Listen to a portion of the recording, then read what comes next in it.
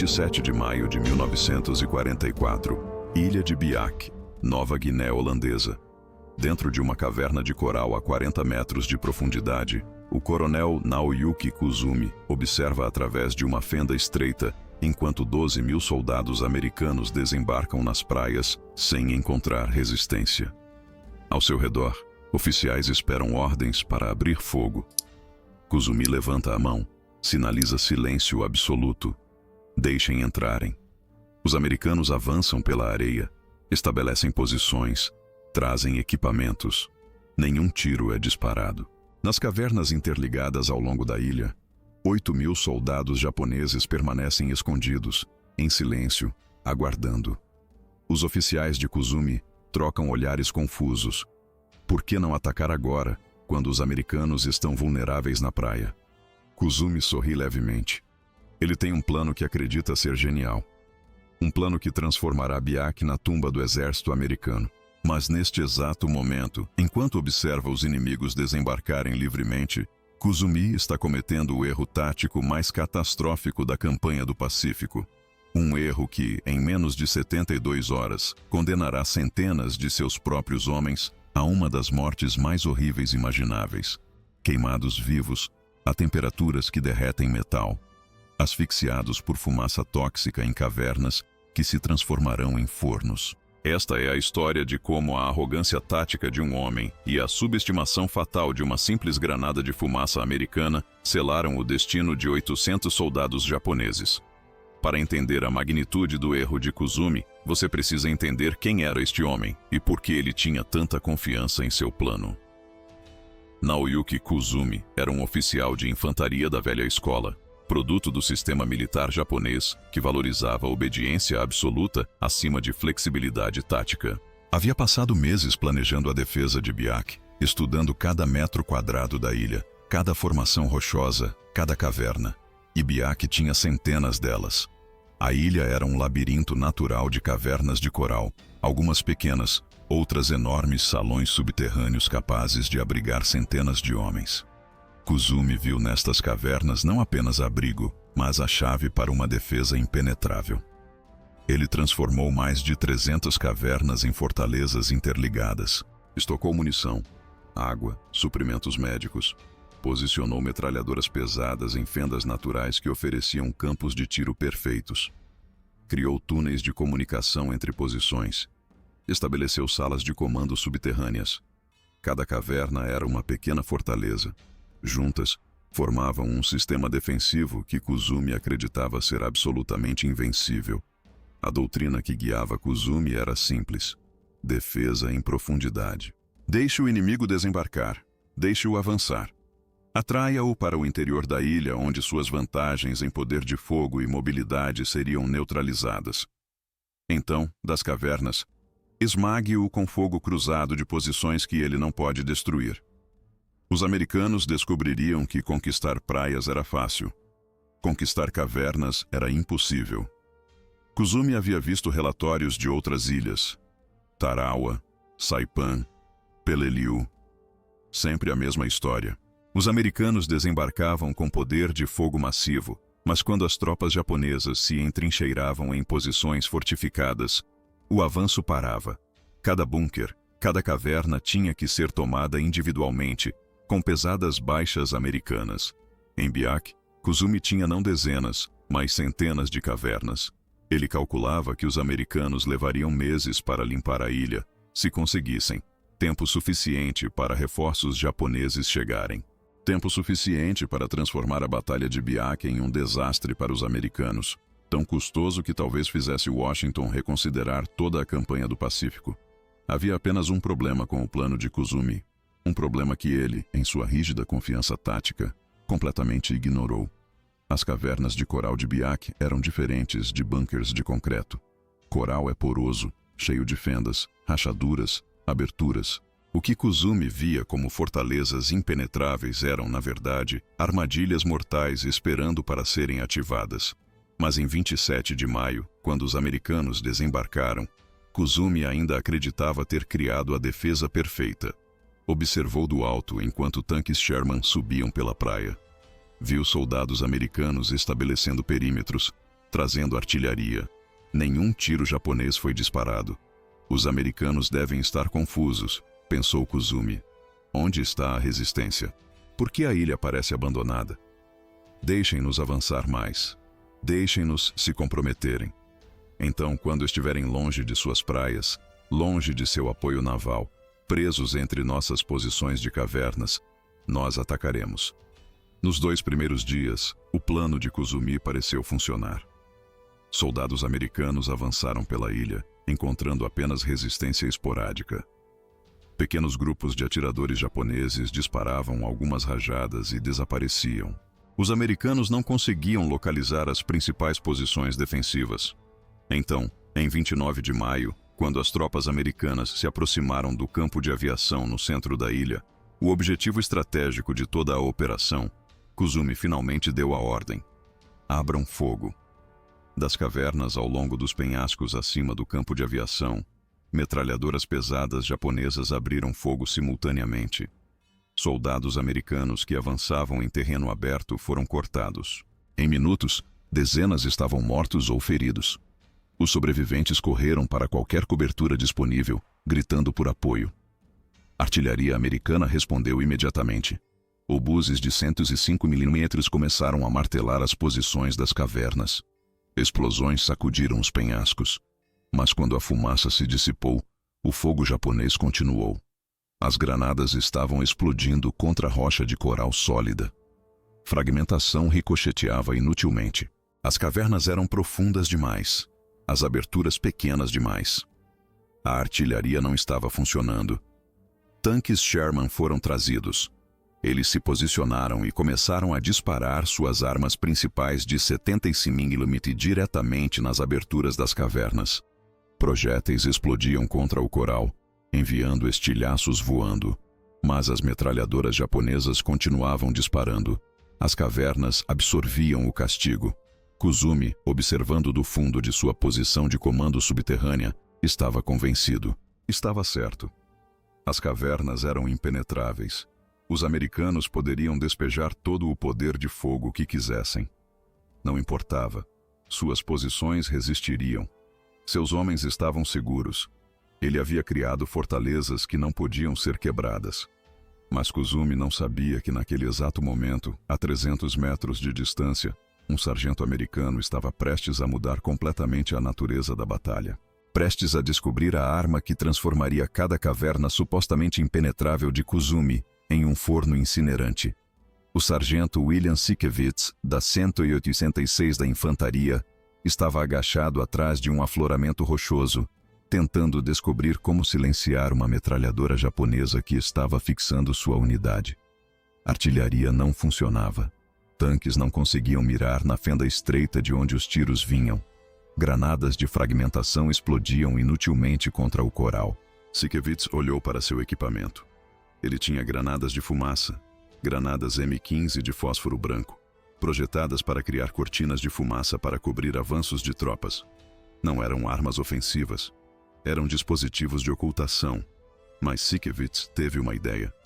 O fósforo branco queimava intensamente quente, mais de 2.700 graus Celsius.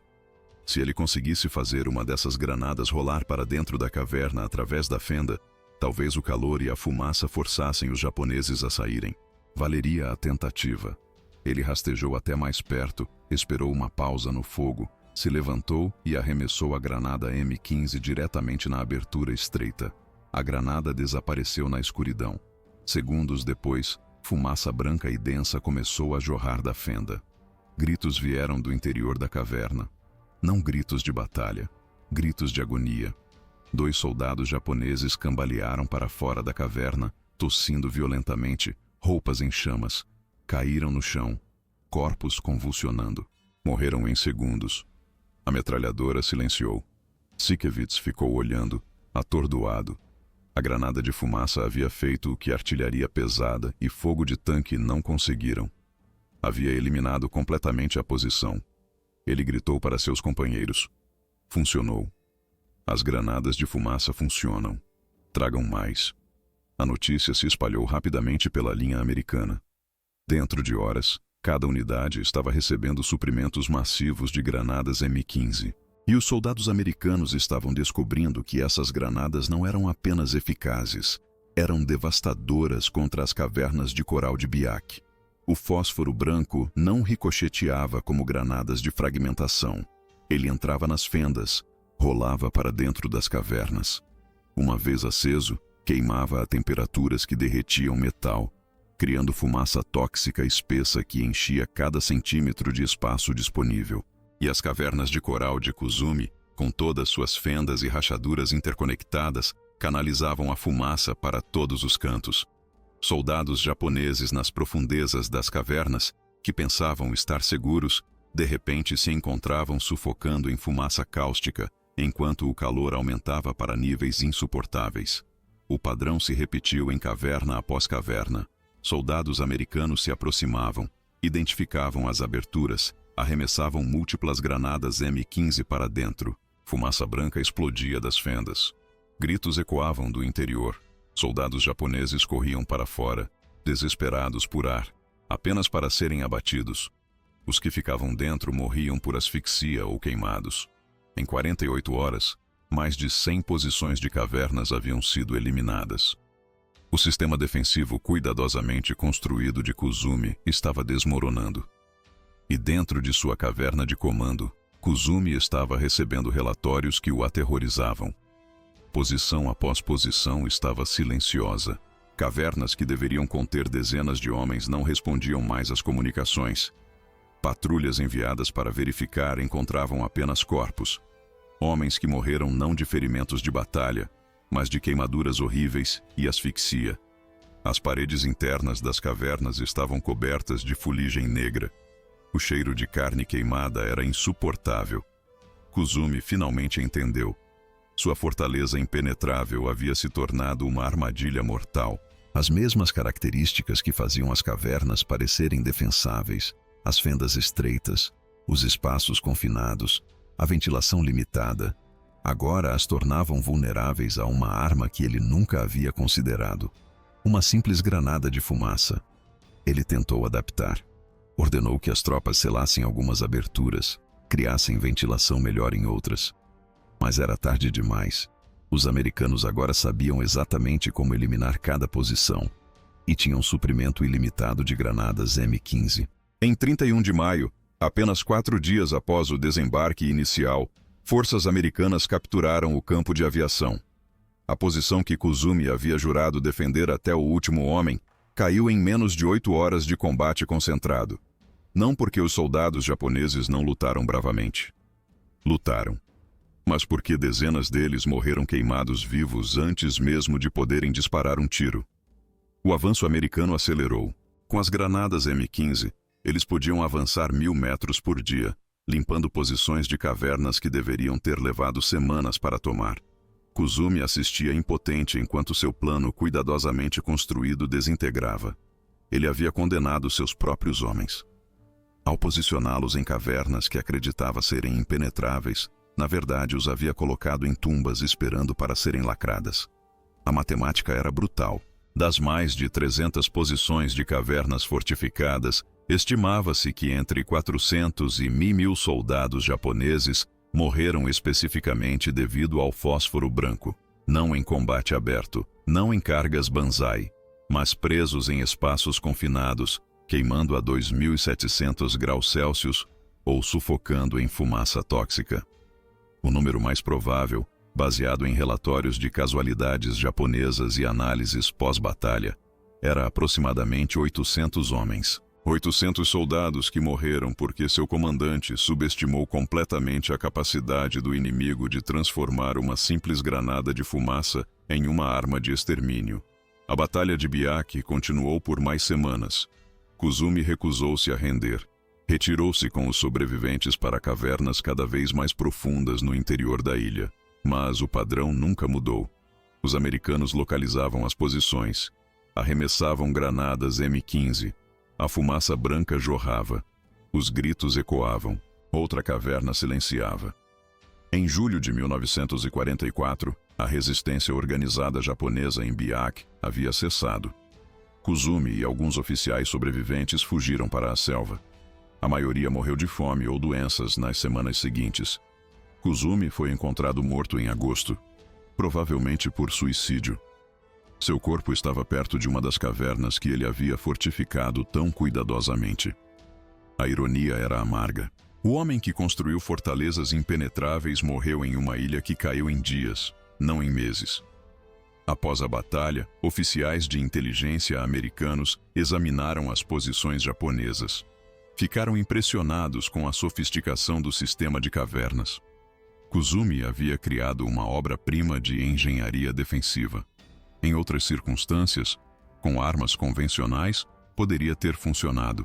Mas Kuzumi cometeu 3 erros fatais que garantiram sua derrota. Primeiro, ele abandonou completamente a defesa da praia, permitindo que 12.000 soldados americanos desembarcassem sem oposição. Isso deu aos americanos total liberdade de movimento e tempo para trazer todos os suprimentos necessários.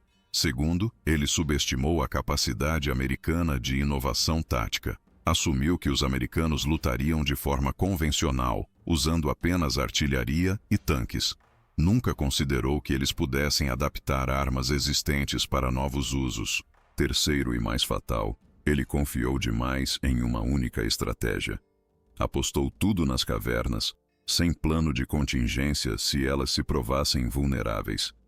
Quando as granadas M15 quebraram sua defesa, ele não tinha para onde ir, nada mais a fazer exceto assistir seus homens morrerem. A história de Biak se tornou um estudo de caso em academias militares. Não como exemplo de defesa bem-sucedida, mas como advertência sobre os perigos da rigidez tática e da subestimação do inimigo. Kuzumi havia criado o que acreditava ser uma fortaleza impenetrável. Na realidade, criou um cemitério para seus próprios homens. As cavernas que deveriam protegê-los tornaram-se fornos que os incineraram. A arma que os matou, uma granada M15 de fósforo branco, custava menos de $5 para produzir. Era tão simples que soldados recebiam apenas minutos de treinamento sobre como usá-la. Não era tecnologia avançada. Não era uma arma secreta. Era equipamento padrão que existia há anos. Mas nas circunstâncias específicas de Biak, com suas cavernas de coral porosas, tornou-se uma arma de extermínio em massa.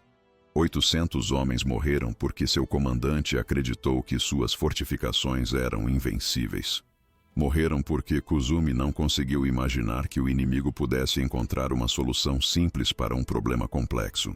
Morreram porque ele os colocou em posições das quais não podiam escapar, quando essas posições se tornaram armadilhas mortais.